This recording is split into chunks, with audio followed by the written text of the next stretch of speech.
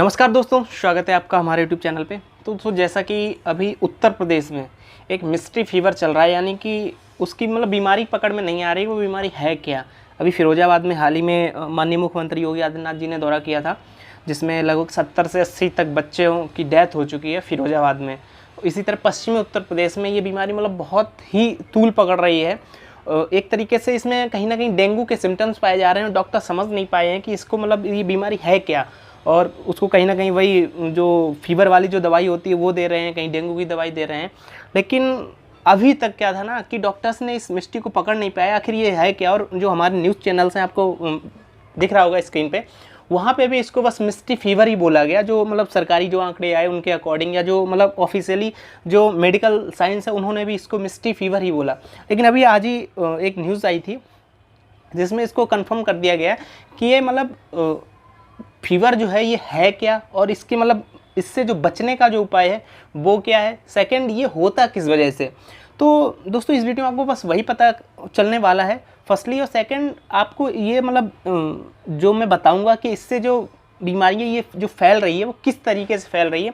तो जब ये आपको पता चले उसके बाद में कोशिश करिएगा उसको अप्लाई करने का अपने अड़ोस पड़ोस में, आपके यहाँ पे जो बच्चे, स्पेशली इससे बच्चों को दूर रहने की जो ज़्यादा ज़रूरत है, क्योंकि बच्चों में ये काफ़ी इफेक्टिव हो रहा है कि बच्चों की जो इंटरनल बॉडी के जो बोलते हैं ना इम्यूनिटी, वो थोड़ी डाउन होती है। हालांकि जो यूथ है यूथ की तो ज़्यादा होती है, तो वो कवर कर पा रहा है, लेकिन बच्चों में इतनी इम्यूनिटी नहीं हो रही है।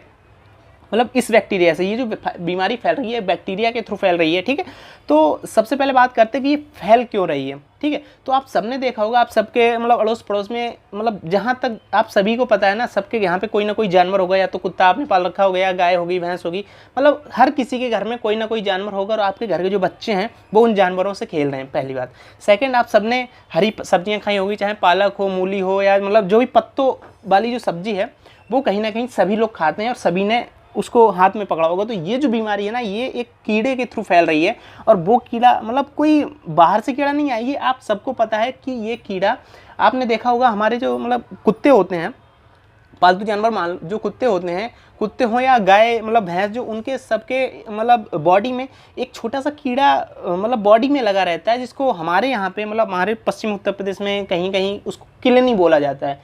आप सबको पता हो किलनी, जो ब्लड चूसती है, यानी खून चूसती है जानवरों का। ठीक है, तो वो किलनी जो होती है, ठीक है, हमारे पश्चिम उत्तर प्रदेश में किलनी बोला जाता है। हालांकि जो राजस्थान वाले एरिया हैं, राजस्थान के एरिया में चिमड़ा बोला जाता है, कहीं कहीं टिक वगैरह बोला जाता है। तो ये जो बीमारी है उस किलनी की वजह से फैल रही है। एक्चुअली ये बीमारी उस किलनी में पाई जाती है।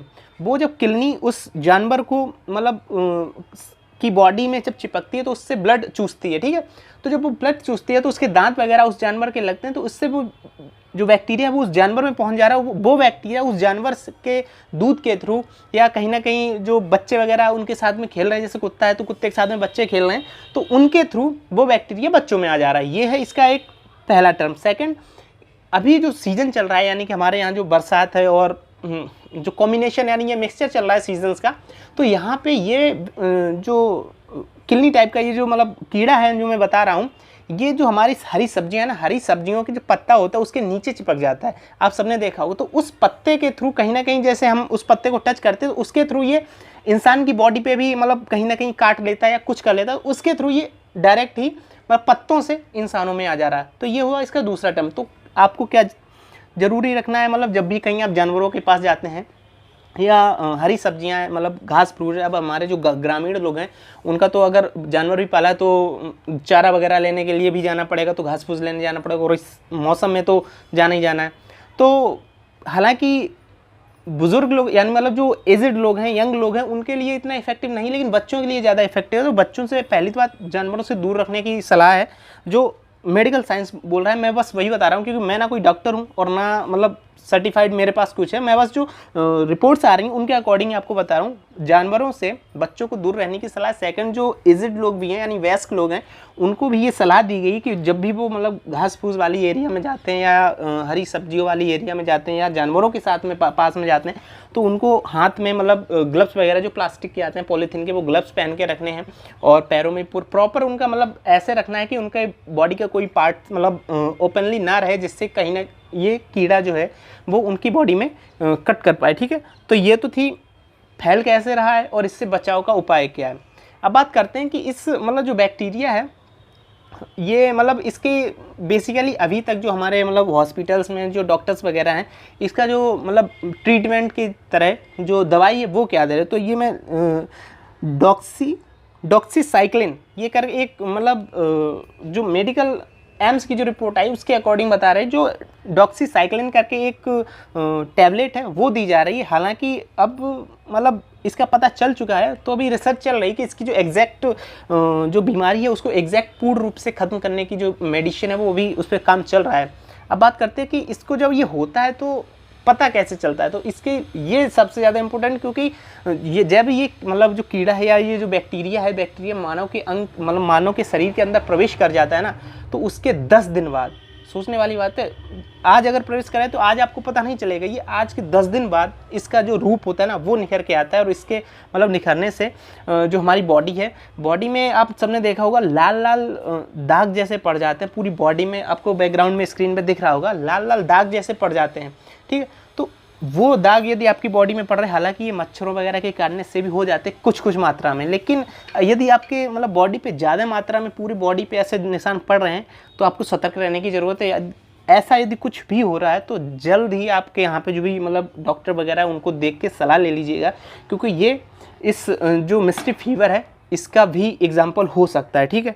और इसके होने से 31% जो रेशियो आ रहा है ना, मतलब जो रिपोर्ट्स आ रही हैं उनका जो रेशियो है कि 31% तक आपको आईसीयू में भर्ती होना पड़ेगा। मतलब बहुत ही कॉम्प्लिकेटेड बात है कि 31% केसेस में आपको आईसीयू में जाना पड़ेगा और 51% केसेस में मतलब इंसान की जो बॉडी के बहुत से जो पार्ट्स होते हैं, या माइंड है या हाथ पैर है या मतलब किडनी है फेफड़ा, ये काम करना बंद कर जाते हैं। तो मतलब इसको भी हल्के में लेने की ज़रूरत नहीं है, मतलब आप समझ सकते हैं, इसको बिल्कुल ही हल्के में ना लें। बहुत ही जानलेवा बीमारी है जो कहीं ना कहीं रिकॉर्ड्स आ चुके हैं। लगभग 80 बच्चे पश्चिमी उत्तर प्रदेश में इस बीमारी की वजह से जो अपनी ज़िंदगी गंवा चुके हैं।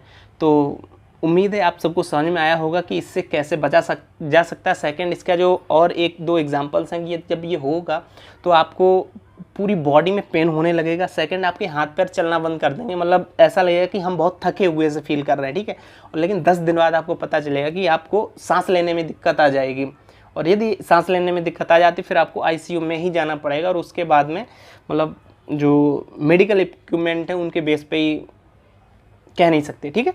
तो आई होप आपको क्लियर हुआ होगा। तो ये थी पश्चिमी उत्तर प्रदेश। हालांकि अभी इसने पश्चिमी उत्तर प्रदेश के इस एरिया में, यानी कि हमारा जो इटावा टूंडला ये फिरोजाबाद वाला जो एरिया है, आगरा मथुरा वाला, इसमें अभी पैर पसार रहे हैं, लेकिन संपूर्ण उत्तर प्रदेश ही नहीं संपूर्ण देश को इससे सतर्क होने की ज़रूरत है, क्योंकि बैक्टीरिया है, कहीं से भी कहीं भी फैल सकता है, ठीक है। तो आई होप दोस्तों आपको क्लियर हुआ होगा कि किस वजह से उत्तर प्रदेश में मतलब एक तरीके से 70 बच्चों का मरना बहुत ही एक संवेदनशील विषय है, बहुत ही मतलब दुर्भाग्यपूर्ण विषय है कि 21वीं सदी में आने के बाद भी हम लोग मतलब बीमारियों से हमारे जो बच्चे हैं वो लड़ नहीं पा रहे हैं, उनके पास मेडिकल फैसिलिटी अवेलेबल नहीं हो पा रही है और वो अपना दम तोड़ दे रहे हैं, ठीक है। तो मृतक बच्चों के परिवारों के प्रति हमारी संवेदनाएँ हैं। बाकी हम आशा करते हैं आप सब लोग घर पे सुरक्षित रहेंगे, ठीक है। और हाँ, कोरोना से बचाव भी जारी रखिए, कोई थर्ड वेव आने वाली है। ओके, जय हिंद।